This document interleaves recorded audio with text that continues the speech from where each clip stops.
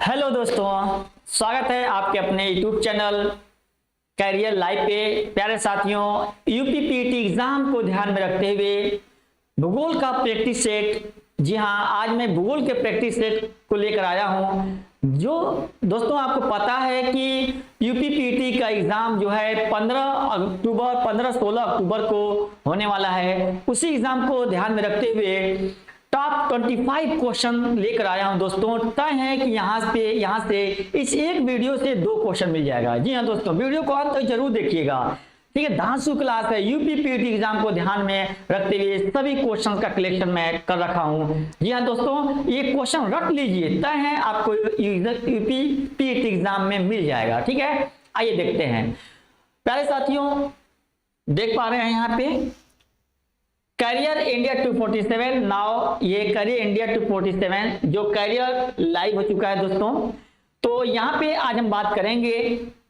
आइए लेते हैं क्वेश्चन नंबर 1 को। जी हाँ, बने रहिए, क्लास में बने रहिए। ज्योग्राफी यानी भूगोल का टॉप 25 क्वेश्चन है। जी हाँ दोस्तों, 15 और 16 अक्टूबर को यूपीपीटी एग्जाम में यहाँ से क्वेश्चन जरूर देखने को मिलेगा। तो आप अंत तक इस वीडियो में बने रहिएगा, इस क्लास में बने रहिएगा। आइए लेते हैं क्वेश्चन नंबर 1। जी हाँ दोस्तों, आपके स्क्रीन पे देख लीजिए, आपकी स्क्रीन पे क्वेश्चन है, ध्यान दीजिएगा। क्वेश्चन है, निम्न में से किस राज्य से होकर कर्क रेखा नहीं गुजरती है। प्यारे साथियों, आपको पता है कि कर्क रेखा जो है आपको पता है कि कर्क रेखा यहाँ, जी हाँ दोस्तों ध्यान दीजिएगा। मान लो ये भारत, थोड़ा सा कंप्रोमाइज करिए। ये अगर देखा जाए तो मान लो ये भारत, ठीक है ना, गौर करिएगा। तो कर्क रेखा जो भारत के लगभग बीचों बीच से होकर गुजरती है। जी हाँ, कर्क रेखा भारत के लगभग बीचों बीच से होकर गुजरती है। तो इनमें से कौन सा ऐसा ये राज्य है जिसका जहां से होकर ये कर्क रेखा नहीं गुजरती है। पता होना चाहिए कि कर्क रेखा भारत के 8 राज्यों से होकर गुजरती है। आपको प्यारा सा ट्रिक पता है, पुराना ट्रिक है, मित्र पर गमछा झाड़, मित्र पर गमछा झाड़, ठीक ना, मित्र पर गमछा झाड़। इसमें 8 राज्य आ जाएंगे जहां से होकर कर्क रेखा गुजरती है। तो आइए देखते हैं। मी मतलब क्या हो जाएगा, मिजोरम। त्र मतलब त्रिपुरा। प मतलब पंजाब पश्चिम बंगाल। आर मतलब क्या होगा, राजस्थान। ग मतलब गुजरात। म मतलब मध्य प्रदेश। छ मतलब छत्तीसगढ़। और झार मतलब क्या हो जाएगा, झारखंड। प्यारे साथियों देखिए, यहाँ पे है मिजोरम, ये त्रिपुरा, पश्चिम बंगाल, झारखंड, छत्तीसगढ़, मध्य प्रदेश, गुजरात और राजस्थान। देखिए 1 2 3 4 5 6 7 8, ये 8 राज्यों से होकर कर्क रेखा गुजरती है। तो मिजोरम सही है, ठीक है ना। झारखंड से गुजरती है, मध्य प्रदेश से गुजरती है। प्यारे साथियों जी हाँ, तो मेघालय की यहाँ पे दोस्तों, यहाँ पे है, हाँ, कर्क रेखा मेघालय से होकर नहीं गुजरती है। तो इसका सही ऑप्शन क्या हो जाएगा, बी हो जाएगा। बहुत अच्छा, वेरी गुड। आइए लेते हैं क्वेश्चन नंबर नेक्स्ट है, क्वेश्चन नंबर 2। ये बहुत ही आसान क्वेश्चन मिल जाएगा आपको यूपीपीटी एग्जाम में। डायरेक्ट या इनडायरेक्ट क्वेश्चन मिल जाएगा यहाँ पे। देखिए, भारत के उत्तर से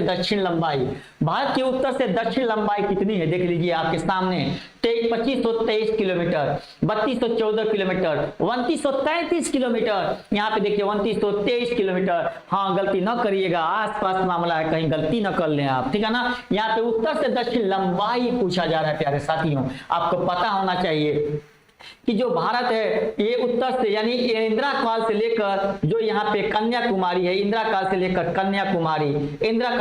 कन्याकुमारी भारत का उत्तर से दक्षिण जो लंबाई है ना, ये कितना है, तो 3214 किलोमीटर है। प्यारे साथियों, तो इसका सही आंसर क्या हो जाता है, 3214 किलोमीटर। हाँ, उत्तर से दक्षिण लंबाई कितना, 3214 किलोमीटर। अगर पूरब से पश्चिम चौड़ाई पूछे, पूरब से पश्चिम लंबाई पूछे तो क्या बोलेंगे आप, तो यहाँ पे देख लीजिए 2933 किलोमीटर, ठीक है ना। यहाँ पे देख लीजिएगा, ये है 2933 किलोमीटर, बात का पूरब से पश्चिम लंबाई है। तो इस क्वेश्चन का सही आंसर क्या होगा, बी, ठीक है ना। लेते हैं अगले क्वेश्चन को, देख लीजिए। बहुत इंपॉर्टेंट क्वेश्चन है, वेरी इंपॉर्टेंट क्वेश्चन है दोस्तों। भारत के किस राज्य को मसालों की रानी कहते हैं, बहुत इंपॉर्टेंट क्वेश्चन, देख लीजिए। वेरी इंपॉर्टेंट क्वेश्चन कि भारत के किस राज्य को मसालों की रानी कहते हैं। प्यारे साथियों देख लीजिए, आपके सामने स्क्रीन पे है, अब इसका आंसर करिए। बताइएगा बताइएगा कमेंट में आप कि कितना क्वेश्चन आपका सही हुआ है। 25 क्वेश्चन में से अगर आप 25 से 20 क्वेश्चन कर लेते हैं, अगर आप 18 क्वेश्चन कर लेते हैं तो तय है कि यूपीपीटी एग्जाम में अच्छा स्कोर करके आएंगे। आइए देखते हैं, मसालों की रानी किसे कहते हैं प्यारे साथियों। हाँ, तो सही आंसर क्या है? बी है केरल। जी हाँ दोस्तों, केरल जो भारत का, यहाँ पे गौर करिएगा, जो दक्षिणी राज्य, यहाँ पे देखिए दक्षिण तमिलनाडु के बगल में ये केरल है। इसी केरल को क्या मसालों की रानी कहते हैं दोस्तों, ये केरल है, इसी केरल को मसालों की रानी कहते हैं। और बता दें इसी केरल में अगर देखा जाए ना, तो केरल में सबसे पहले भारत में मानसून, ग्रीष्म ऋतु में मानसून पहुंचता है केरल के तट पे 1 से 5 जून के बीच, ठीक है ना। और केरल का बता दें आपको, ये केरल का जो तट है ना भाई साहब, इस केरल के तट को जानते हैं क्या कहते हैं? क्या कहते हैं? मालाबार तट कहते हैं। हाँ, केरल के तट को क्या कहते हैं? मालाबार तट कहते हैं। गलती ना करिएगा, केरल, ठीक है ना। उम्मीद पॉइंट क्लियर हो गया होगा दोस्तों। आइए लेते हैं क्वेश्चन नंबर 1। क्वेश्चन नंबर अगला है 4 सामने है, भागीरथी और अलकनंदा। बड़ा प्यारा क्वेश्चन है दोस्तों, नदी से क्वेश्चन है, आपके सिलेबस में नदी है भी, नदी से क्वेश्चन है कि भागीरथी और अलकनंदा नदी, गलती ना करिएगा, भागीरथी और अलकनंदा नदी ना, ये दोनों नदियां कहां मिलकर गंगा का निर्माण करती हैं? जी हाँ प्यारे साथियों, ये दोनों नदियां कहां मिलकर गंगा का निर्माण करती हैं? गलती ना करिएगा, उत्तराखंड से गंगोत्री से भागीरथी नदी निकलती है, संतोपद से अलकनंदा नदी निकलती है, और दोनों आकर उत्तराखंड में ना, उत्तराखंड में देव प्रयाग में आकर, कहां पे? देव प्रयाग में आकर ये दोनों मिल जाती हैं प्यारे साथियों, और यहीं से एक धारा बनता है जिसका नाम क्या होता है? गंगा। तो भागीरथी, ये है भागीरथी, ठीक है ना, ये है भागीरथी, और ये क्या है? अलकनंदा। भागीरथी और अलकनंदा जो है ना, ये दोनों नदियां देवप्रयाग में मिलकर ना गंगा का निर्माण करती हैं, ठीक है, गंगा का निर्माण करती हैं, यहां से गंगा का निर्माण करती हैं दोस्तों, ठीक है ना। इसका सही आंसर क्या हो जाता है? क्या हो जाता है? Option D, Devprayag. Option D, Devprayag. देख लीजिए, गलती ना करिएगा, भागीरथी और अलकनंदा नदी कहां पे? देवप्रयाग में मिलती है, ठीक है ना। लेते हैं क्वेश्चन नंबर अगला। प्यारे साथियों, सरदार सरोवर बांध किस नदी पर है? बहुत ही आसान क्वेश्चन है, सरदार सरोवर बांध किस नदी पर है? ऑप्शन देख लीजिए, महानदी, अलकनंदा नदी, नर्मदा नदी, सतलज नदी। बहुत अच्छा, वेरी गुड, आप बता लेंगे, बड़ा आसान क्वेश्चन है, सरदार सरोवर बांध किस नदी पर है, लेकिन गलती मत करिएगा, आसानी क्वेश्चन एग्जाम में मिस हो जाता है, ठीक है ना। तो सरदार सरोवर बांध की अगर बात करें दोस्तों ना, तो ये किस नदी पर है? तो इसका सही आंसर क्या हो जाता है? सी, नर्मदा नदी पर। गलती मत करिएगा, नर्मदा नदी पर कौन सा बांध है? सरदार सरोवर बांध, गुजरात में। हाँ, कहां पे? गुजरात में। सरदार सरोवर बांध कहां पे है? तो प्यारे साथियों, गुजरात में है। आइए देखते हैं, महानदी, महानदी पे एक बांध है जिसका नाम क्या है? महानदी पर एक बांध है जिसका नाम है ना, क्या नाम है? महानदी पे एक बांध है जिसका नाम क्या है? हीराकुंड बांध, हीराकुंड बांध, हीराकुंड बांध। हीराकुंड बांध जो है ना, कहां पे है? उड़ीसा में, महानदी पे प्यारे साथियों, उड़ीसा में महानदी पर है, ठीक है ना। सतलज नदी की बात किया जाए ना, तो सतलज नदी पर एक बांध है, आप बड़ा फेवरेट बांध है, जो विश्व का सबसे ऊंचा गुप्तली बांध है, नाम है भाखड़ा नांगल बांध।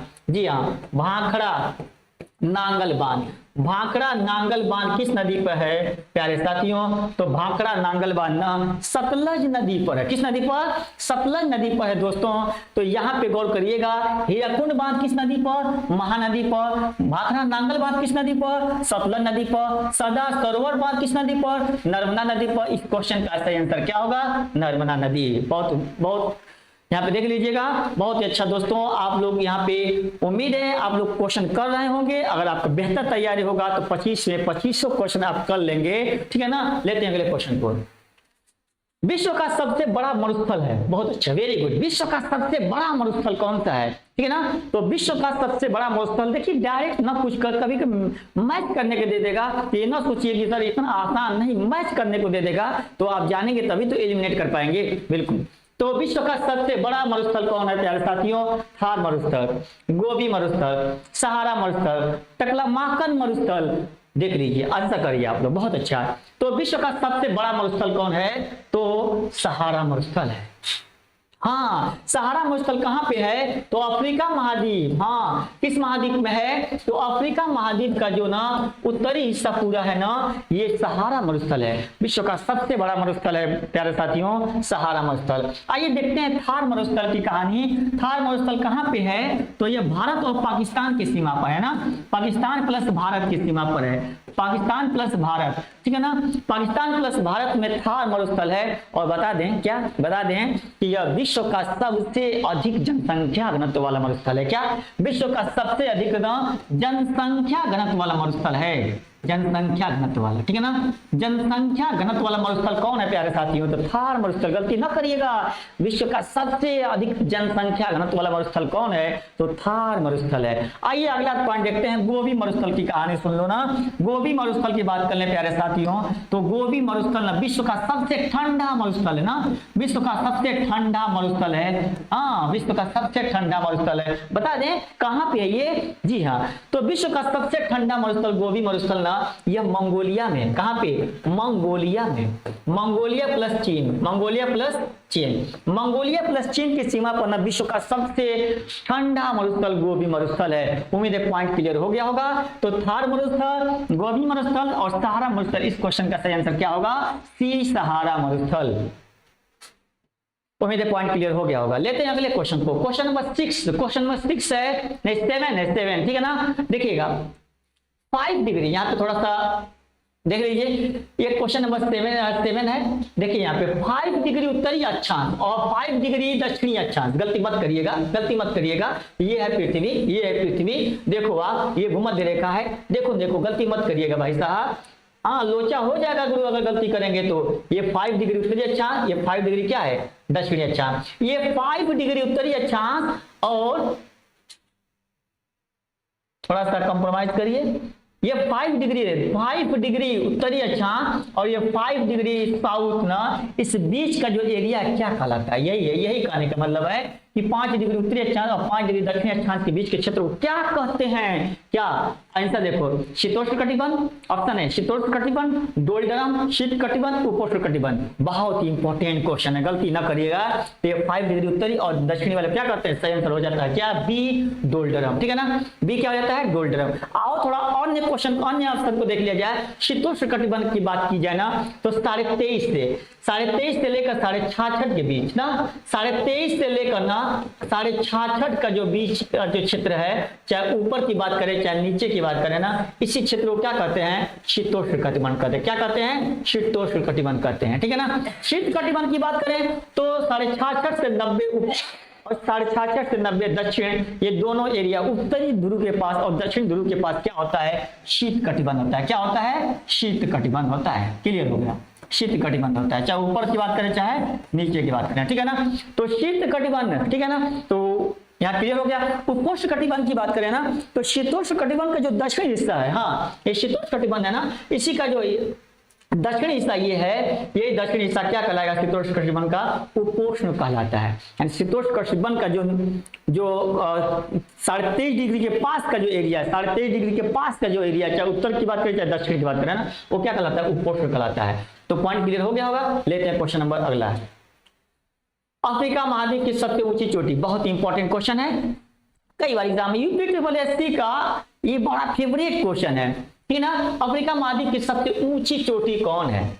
Mount Toubkal, mount Kenya, mount Kilimanjaro, Elbrus, ठीक है ना। देख लीजिए, तो प्यारे साथियों अफ्रीका महाद्वीप की बात करें ना, ये मान लो अफ्रीका महाद्वीप है, तो इस अफ्रीका महाद्वीप की सबसे ऊंची चोटी की बात करें ना, तो कौन है? Mount Kilimanjaro. क्या है? ऑप्शन सी सही होता है, किलिमंजारो। हाँ, यहीं पे तंजानिया है, और तंजानिया में एक चोटी है भाई साहब, यहीं पे तंजानिया है, तंजानिया में ये है, ठीक है ना, यहीं पे तंजानिया है। ये तंजानिया में एक पर्वत है और उसी पर्वत पे एक चोटी है, किलिमंजारो।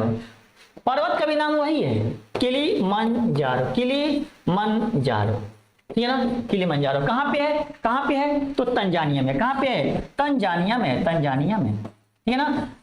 ऑप्शन 4 क्वेश्चन है 25, लेकिन गौर करिएगा 100 क्वेश्चन का सामना करेंगे। जी हाँ, 100 क्वेश्चन का सामना करेंगे। माउंट टोपकल की बात किया जाए, माउंट टोपकल कहाँ पे है, गौर करिएगा। तो इसी अफ्रीका महाद्वीप में यहाँ पे पर्वत है, एटलस पर्वत। कहाँ से कहाँ तक है, तो मोरक्को से लेकर अल्जीरिया और ट्यूनीशिया तक है। इसी पर एक चोटी है जिसका नाम क्या है, माउंट टोपकल। इसी पर एक चोटी है मोरक्को में, जिसका नाम क्या है, माउंट टोपकल। टोपकल, तो माउंट टोपकल क्या है, एटलस पर्वत की, हाँ एटलस पर्वत की सबसे ऊंची चोटी कौन है, माउंट टोपकल, ठीक है ना। अगर यहाँ देखा जाए माउंट केन्या, तो माउंट केन्या कहाँ है, केन्या में एक पर्वत है, केन्या में यहीं पे केन्या, इसी पर एक पर्वत है जिसका नाम क्या है, माउंट केन्या। उस पर चोटी है जिसका नाम है माउंट केन्या। एल्ब्रूज की बात करें ना, तो ये कहाँ पे है, तो यह देखा जाए ना, तो यह कहाँ पे है, काकेकस पर्वत पर है। यूरोप और एशिया के बीच में एक पर्वत जिसका नाम क्या है, काकेकस पर्वत। गौर करिए, उसी पर्वत पर चोटी जैसे माउंट एल्ब्रूज, जो यूरोप महाद्वीप का सबसे ऊंची चोटी है। क्या ये किस महाद्वीप का, यूरोप महाद्वीप की सबसे ऊंची चोटी है। हाँ ध्यान से सुनिएगा, सब पॉइंट यहाँ नोट करते रहेंगे तो टाइम लग जाएगा प्यारे साथियों। यूरोप महाद्वीप की सबसे ऊंची चोटी कौन है, माउंट एल्ब्रूज। कोई दिक्कत नहीं, दिक्कत होना भी नहीं चाहिए, बहुत आराम से सभी क्वेश्चन को देख लीजिए, एक बार सामना तो कर लीजिए। एग्जाम में बैठने से पहले एक बार सामना क्वेश्चन का कर लेना चाहिए। जी हाँ दोस्तों, अगर वास्तव में आप अच्छे कैंडिडेट हैं, अगर आप क्वेश्चन को अटेम्प्ट करना चाहते हैं प्यारे साथियों, तो सभी क्वेश्चन को एक बार एक सरसरी निगाह से देख लीजिए, तभी क्वेश्चन मिल जाएगा, ठीक है ना। तो लेते हैं अगले क्वेश्चन को। अगला क्वेश्चन है, पिग्मी जनजाति विश्व में किस देश में पाए जाते हैं। पिग्मी जनजाति, हाँ पिग्मी जनजाति किस देश में पाए जाते हैं प्यारे साथियों, अल्जीरिया में, कांगो में, ग्रीनलैंड में, दक्षिण अफ्रीका में। गौर करिएगा, तो दोस्तों ना पिग्मी जनजाति अफ्रीका महाद्वीप से संबंध है। तो अफ्रीका महाद्वीप में यहाँ पे एक देश जिसका नाम है कांगो, और प्यारे साथियों कांगो के जंगलों में ना, कांगो के जंगल में पाया जाता है क्या, पिग्मी जनजाति, ठीक है ना। पिग्मी जनजाति कांगो के जंगल में पाए जाते हैं, ठीक है ना। अल्जीरिया की बात करें तो इस अफ्रीका महाद्वीप का यहाँ एक देश है जिसका नाम है अल्जीरिया, जो अफ्रीका महाद्वीप का सबसे बड़ा देश है, सबसे बड़ा देश है अल्जीरिया। हाँ ग्रीनलैंड की बात करें, ओ ग्रीनलैंड विश्व का सबसे बड़ा द्वीप है ग्रीनलैंड, उत्तरी अमेरिका महाद्वीप के पास। कहाँ पे आप पढ़े होंगे, देखे होंगे, उत्तरी अमेरिका महाद्वीप के पास कहाँ है, ग्रीनलैंड। और बता दें कि इसी ग्रीनलैंड पर एस्किमो जनजाति निवास करते हैं। कौन सी जनजाति, कौन सा जनजाति, एस्किमो जनजाति निवास करते हैं ना, एस्किमो जनजाति। और दक्षिणी अफ्रीका की बात करें तो ये अफ्रीका महाद्वीप का जो दक्षिणी हिस्सा है, ये दक्षिणी जो ये है, ये दक्षिण अफ्रीका, जो कि अफ्रीका महाद्वीप का सबसे दक्षिणी देश है, दक्षिण अफ्रीका, ठीक है ना। और फेवरेट प्रसिद्ध देश, अफ्रीका महाद्वीप का सबसे प्रसिद्ध देश कौन है, दक्षिण अफ्रीका, ठीक है ना। तो ये था आपका पिग्मी जनजाति कहाँ पाए जाते हैं, कांगो में पाए जाते हैं। बता दें क्या, बता दें ये पिग्मी जनजाति जो है ना पेड़ों पर निवास करते हैं, पेड़ों पर निवास करते हैं। सबसे बौना जनजाति है, कौन, बौना जनजाति, पेड़ों पर निवास करते हैं, सबसे बौना जनजाति है पिग्मी जनजाति, जो कांगो में पाए जाते हैं। उम्मीद है पॉइंट क्लियर हो गया होगा। लेते हैं अगले क्वेश्चन को, क्वेश्चन नंबर 10। पालनी की पहाड़ी, हाँ पालनी की पहाड़ी भारत के किस राज्य में है दोस्तों, तमिलनाडु में, केरल में, आंध्र प्रदेश में, उड़ीसा में। तो प्यारे साथियों पालनी की पहाड़ी जो है ना ये कहाँ पे है, तो तमिलनाडु में। आपको पता होना चाहिए, क्या पता होना चाहिए कि यहाँ पे गौर करिएगा तमिलनाडु है, और इसी तमिलनाडु में कई पर्वत पहाड़ियां हैं जो पूर्वी घाट पर्वत का हिस्सा है, पूर्वी घाट पर्वत का हिस्सा है, यहीं पे पालनी की पहाड़ी, गौर करिएगा। और यहीं पे पश्चिमी घाट पर्वत, गौर करिएगा, तो पश्चिमी घाट पर्वत है और ये पूर्वी घाट पर्वत है। तो पश्चिमी घाट पर्वत जो आकर अनायमुदी से यहाँ पे गांठ बनाया, जो इसके इधर एक पर्वत है जिसका नाम क्या है, पालनी की पहाड़ी। पालनी की पहाड़ी गलती मत करिएगा, गलती मत करिएगा, और क्या तमिलनाडु में है, लेकिन क्या पश्चिमी घाट पर्वत का हिस्सा है, पूर्वी घाट पर्वत का हिस्सा नहीं है। ये पालनी की पहाड़ी ना पश्चिमी घाट पर्वत का हिस्सा है। और तमिलनाडु में तो बहुत सारी पहाड़ियां हैं, जावादी, सेवाराय, शेषाचलम, ये सब तमिलनाडु में है। पालनी की पहाड़ी भी तमिलनाडु में है, लेकिन यह पूर्वी घाट पर्वत का हिस्सा न होकर क्या है, पश्चिमी घाट पर्वत का हिस्सा है, ठीक है ना। केरल की बात करें, ये आपका केरल है, ठीक है ना। केरल में क्या, केरल की अगर बात करें तो नीलगिरी पर्वत है जो केरल, तमिलनाडु और कर्नाटक में विस्तृत है दोस्तों। और इसी केरल में एक घाटी जिसका नाम क्या है, साइलेंट वैली। क्या नाम है, साइलेंट वैली, साइलेंट वैली ना, शांत घाटी, शांत घाटी कहाँ पे है? केरल में। शांत घाटी कहाँ पे है? केरल में है। आंध्र प्रदेश, यहाँ पे आंध्र प्रदेश है दोस्तों, ठीक है ना। उड़ीसा, यहीं पे उड़ीसा है दोस्तों, ठीक है ना। तो ये था आपका पूरा पालनी की पहाड़ी किस राज्य में है? तो क्या बताएंगे? तमिलनाडु में, ठीक है ना। क्वेश्चन लेते हैं अगला।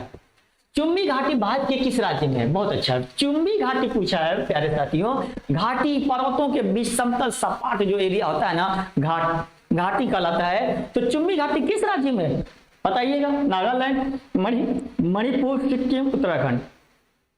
प्यारे साथियों यह कहां पे है? तो गौर करिएगा। सी सही आंसर है, सिक्किम। चुम्बी घाटी किस राज्य में? सिक्किम में है, ठीक है ना। और यहीं पे उत्तराखंड में घाटी जिसका नाम है फूलों की घाटी। बड़ा प्यारा क्वेश्चन यहाँ से पूछता है, फूलों की घाटी किस राज्य में है? तो उत्तराखंड में है। लेकिन यहाँ क्वेश्चन पूछा चुम्बी घाटी किस राज्य में है? तो सिक्किम में दोस्तों, ठीक है ना, सिक्किम में है, ठीक है ना। बहुत अच्छा, वेरी गुड। लेते हैं अगले क्वेश्चन नंबर 12। ग्रीष्म ऋतु में भारत में मानसून सबसे पहले किस राज्य में पहुंचता है? हाँ, अभी आपने बताया कि ग्रीष्म ऋतु में, जी हाँ, ग्रीष्म ऋतु में भारत में सबसे पहले मानसून किस राज्य में पहुंचता है दोस्तों? तमिलनाडु में, केरल में, मेघालय में, महाराष्ट्र में। आंसर करें? बहुत अच्छा, वेरी गुड। तो ग्रीष्म ऋतु में भारत में मानसून सबसे पहले किस राज्य में पहुंचता है? तो सही आंसर क्या है? इसका सही आंसर क्या है? केरल है प्यारे साथियों। केरल में 1 से 5 जून को, कब? 1 से 5 जून को ना, 1 से 5 जून को पहुंच जाता है। 1 से 5 जून को, 1 से 5 जून को केरल के मालाबार तट पर, किस तट पे? हाँ, किस तट पे भाई साहब? केरल के मालाबार तट पे पहुंच जाता है। मालाबार तट, केरल के मालाबार तट पर ना यह पहुंच जाता है। गौर करिएगा, सबसे पहले मानसून भारत के केरल के मालाबार तट पे पहुंचता है। लगभग 200 सेंटीमीटर वहां पे वर्षा होता है। Point clear? या लेते हैं अगले क्वेश्चन। मेघालय की बात कर लो थोड़ा, देखें मेघालय के बारे में। मेघालय की क्या कहानी है? मेघालय ही में तो पर्वत है, गारो है, खासी है, जयंतिया है।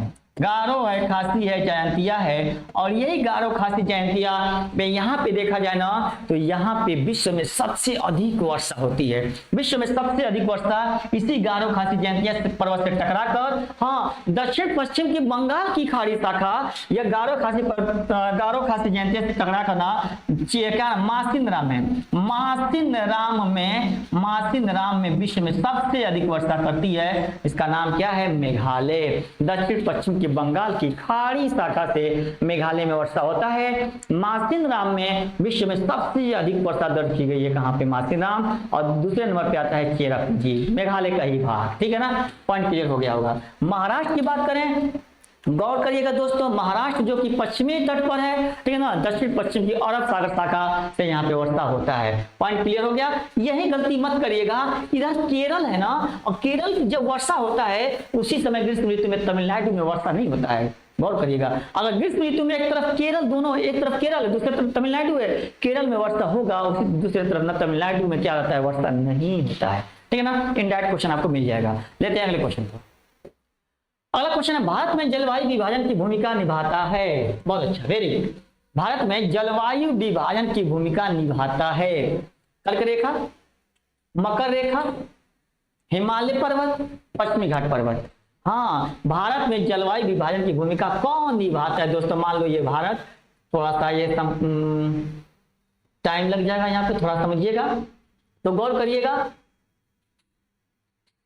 जलवायु विभाजन की भूमिका निभाता है, ठीक है ना।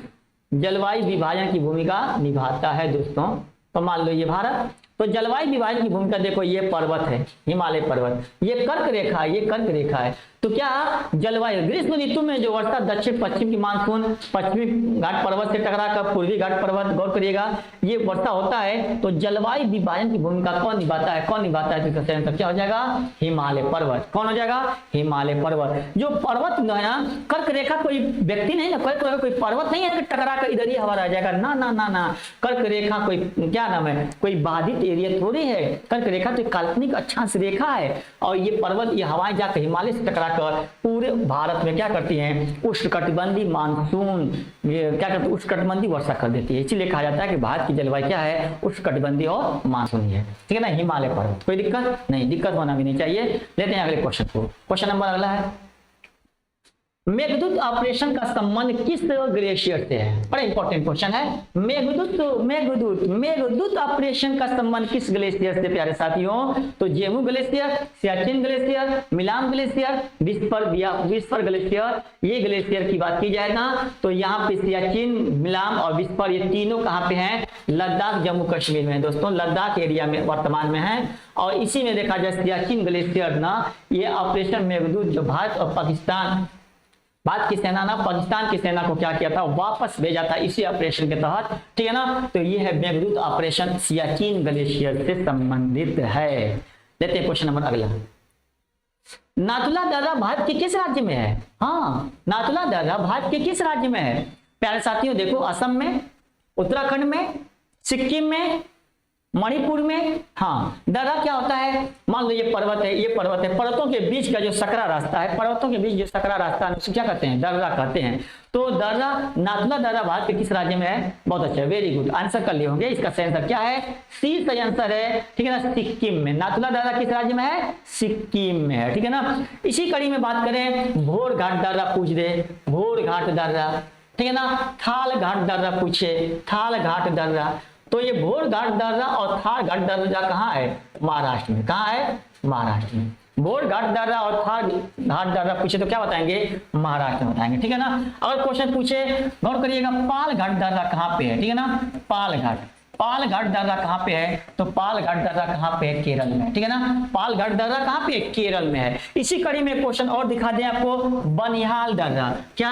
बनिहाल दर्रा कहाँ पे है? तो बनिहाल दर्रा बात किया जाए ना तो जम्मू कश्मीर में है, ठीक है ना, बनिहाल दर्रा। यहाँ पे देखो लेपुलेख दर्रा, ठीक है ना, लेपुलेख दर्रा कहाँ पे है? तो लेपुलेख दर्रा कहाँ पे प्यारे साथियों? तो लेपुलेख दर्रा उत्तराखंड में है। कुछ दर्रे हैं, हमने नाम लिया, उम्मीद है क्वेश्चन सामना हो जाएगा। इसीलिए पालघाट दर्रा केरल में, भोर घाट थाल घाट दर्रा कहाँ? महाराष्ट्र में, बनिहाल दर्रा जम्मू कश्मीर में, लेपुलेख दर्रा कहाँ पे है? उत्तराखंड में। लेते हैं क्वेश्चन नंबर अगला। माता टीला बांध किस राज्य में है? किस नदी पर? हाँ, माता टीला बांध किस नदी पर है प्यारे साथियों? माता टीला बांध किस नदी पर है? देख लीजिए, सोन नदी पर, बेतवा नदी पर, चेन नदी पर, नर्मदा नदी पर। बहुत अच्छा, वेरी गुड। माता टीला बांध की बात करें ना, ये किस नदी पर प्यारे साथियों? तो यह बेतवा नदी पर है। किस नदी पर है? बेतवा नदी पर। बेतवा नदी जो मध्य प्रदेश से आती है, झांसी ललितपुर होते हुए जाकर यह यमुना नदी में मिल जाती है। इसी बेतवा नदी पे एक बांध जिसका नाम क्या है? माता टीला बांध। जी हाँ। सोन नदी की बात कर लो, सोन नदी अमरकंटक पर्वत से, कहां से? अमरकंटक पर्वत से निकलती है, अमरकंटक चोटी से, अमरकंटक चोटी से निकलती है और पटना में, पटना के पास गंगा में मिल जाती है इस नदी की। इसी नदी पे एक बांध है जिसका नाम क्या है? रिहंद बांध, ठीक है ना। इसी नदी पे एक बांध है जिसका नाम क्या है? रिहंद बांध। तो रिहंद बांध किस नदी पर है? गौर करिए, इसी नदी की एक सहायक नदी जिसका नाम है रिहंद। थोड़ा सा यहाँ पे देख लीजिएगा, इसी नदी की एक सहायक नदी जिसका नाम क्या है? रिहंद। रिहंद सोन नदी की सहायक नदी है, रिहंद नदी। और इसी रिहंद नदी पे एक बांध है जिसका नाम क्या है? रिहंद बांध, रिहंद बांध। तो ये सोन नदी और रिहंद नदी के मुहाने पर है, वैसे रिहंद नदी पर है। तो रिहंद नदी पर कौन सा बांध है? रिहंद बांध। रिहंद किसकी सहायक नदी है? तो सोन नदी की सहायक नदी है, ठीक है ना। केन नदी की बात करें, केन नदी, केन भी यमुना की सहायक नदी है। क्या? केन यमुना की सहायक नदी है। नर्मदा नदी की बात करें तो नर्मदा नदी जो है, यह नर्मदा नदी पर अगर देखा जाए तो सरदार सरोवर बांध है, ठीक है ना। नर्मदा नदी कौन? सरदार सरोवर बांध है। और मध्य प्रदेश का प्रसिद्ध शहर जबलपुर, मध्य प्रदेश का प्रसिद्ध शहर जबलपुर किस नदी के तट पर है प्यारे साथियों? तो यह नर्मदा नदी के ही तट पर है। नर्मदा नदी कहां से निकलती है? तो ये भी कहां से निकलती है? अमरकंटक चोटी से निकलती है। कहां से? अमरकंटक चोटी से निकलती है दोस्तों नर्मदा नदी।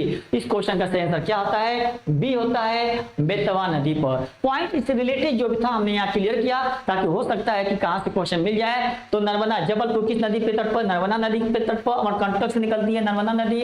रिहंद नदी किसकी सहायक नदी है? सोन नदी की, ठीक ना। बेतवा नदी कहाँ? तो मध्य प्रदेश और उत्तर प्रदेश में बहती है। लेते हैं क्वेश्चन नंबर अगला।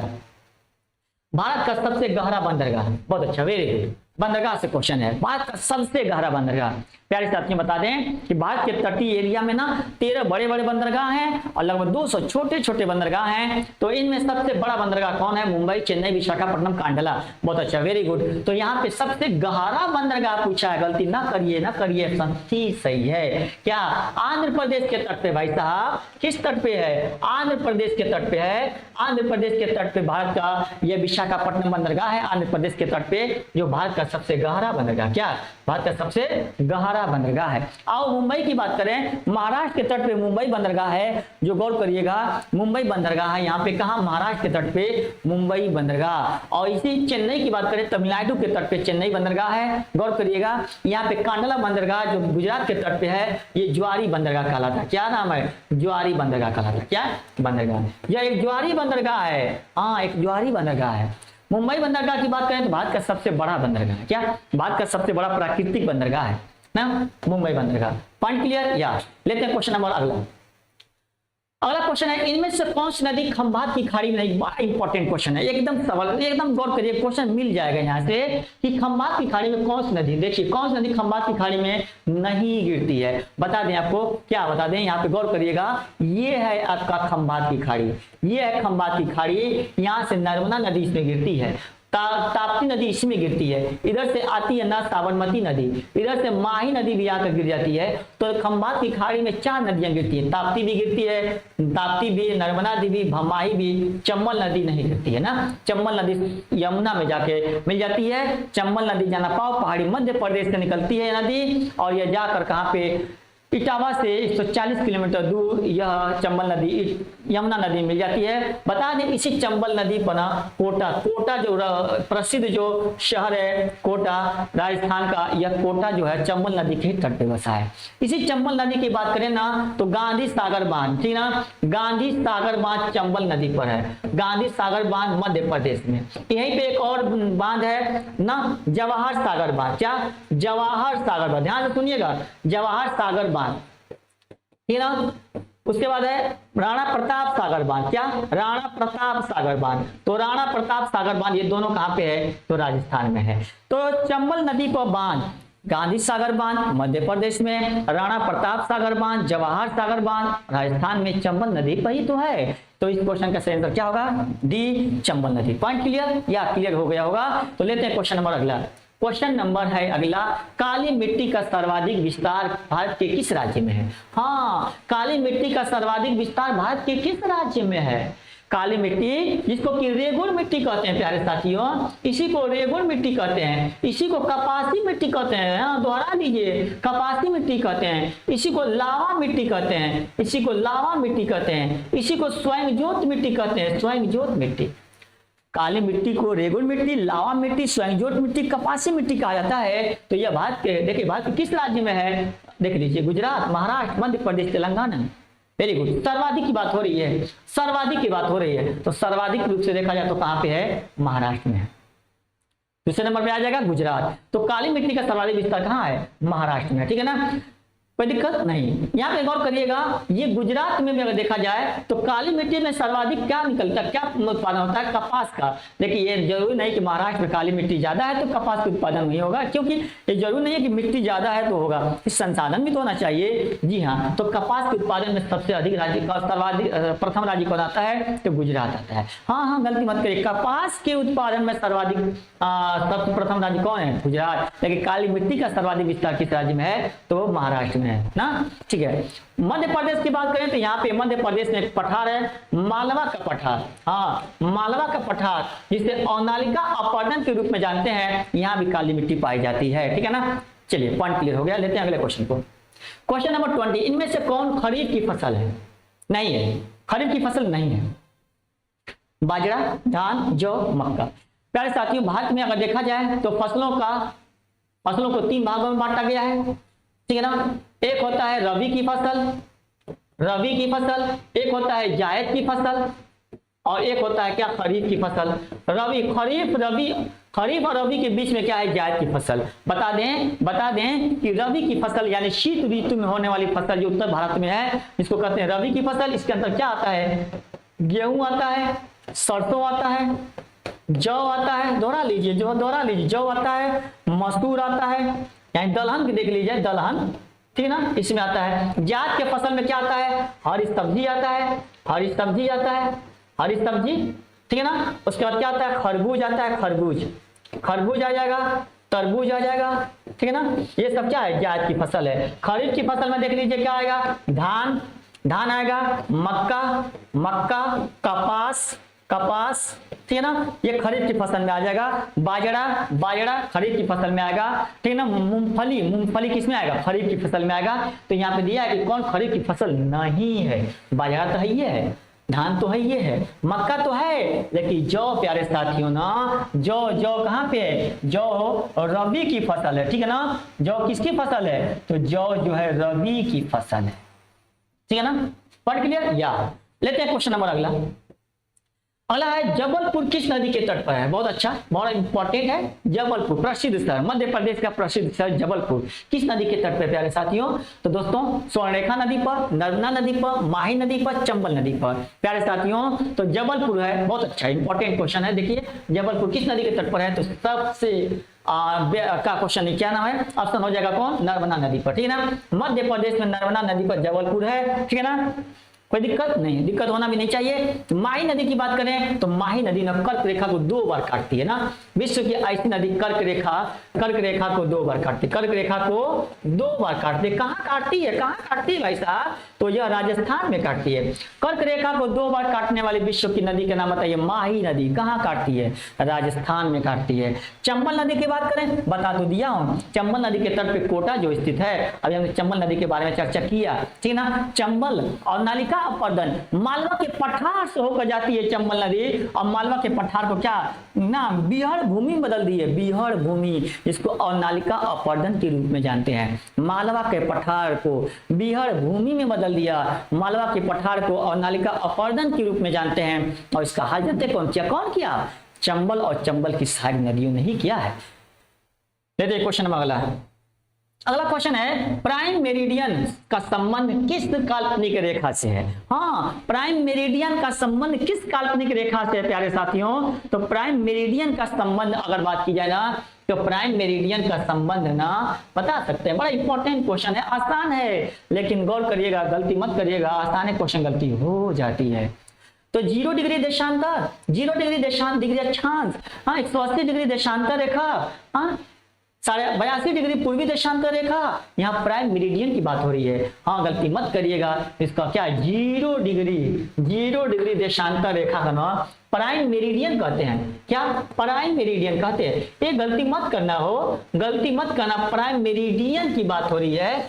तो ये प्राइम मेरिडियन इसी को कहा जाता है, इसी को प्रधान रेखा भी कहते हैं, इसी को यामोत्तर भी कहा जाता है, यामोत्तर भी कहा जाता है। इसी को विश्व का मानक समय रेखा कहा जाता है, विश्व का मानक समय रेखा कहा जाता है। तो विश्व का मानक समय रेखा 0 डिग्री को, गलती ना करिए, बड़ा इंपॉर्टेंट क्वेश्चन है। देखिए 180 डिग्री, ये अच्छे विश्व अंतरराष्ट्रीय तिथि रेखा कहते हैं, इसको क्या कहते हैं? अंतरराष्ट्रीय तिथि रेखा कहते हैं प्यारे साथियों। इसको 180 डिग्री क्या कहते हैं? अंतरराष्ट्रीय तिथि रेखा कहते हैं। हाँ, अंतरराष्ट्रीय तिथि रेखा किसे कहते हैं? 180 डिग्री देशांतर को ना अंतरराष्ट्रीय तिथि रेखा कहते हैं। अरे 85 डिग्री पूर्वी देशांतर रेखा, इसको क्यों भूलेंगे? यह तो भारत का मानक समय रेखा है। किसका? भारत का मानक समय रेखा है। तो भारत का मानक समय रेखा 82 डिग्री पूर्वी देशांतर रेखा, हाँ पूर्वी है ना, हाँ पूर्वी देशांतर रेखा ना। तो ये था आपका। लेते हैं क्वेश्चन नंबर अगला। अगला क्वेश्चन है उत्तरी गोलार्ध में हवाएं अपने दाएं तरफ और दक्षिणी गोलार्ध में हवाएं अपने बाएं तरफ मुड़ती है, यह किसने कहा था? बहुत इंपॉर्टेंट क्वेश्चन है। ये पृथ्वी है, ग्लोब, ये 0 डिग्री भूमध्य रेखा, उत्तरी गोलार्ध में हवाएं अपने क्या दाएं तरफ मुड़ती है और दक्षिणी गोलार्ध में हवाएं अपने बाएं तरफ मुड़ती हैं। हवाएं हमेशा उच्च वायुदाब से, ठीक ना, हवाएं हमेशा कहां से? उच्च वायुदाब से निम्न वायुदाब की तरफ चलती हैं। उत्तरी गोलार्ध में हवाएं अपने दाएं तरफ और दक्षिणी गोलार्ध में हवाएं अपने बाएं तरफ मुड़ती है। ये किस वजह से होता है? तो कोरियालिस बल के कारण होता है। ये कौन कहा था? बता दीजिए। इसका सही आंसर क्या है?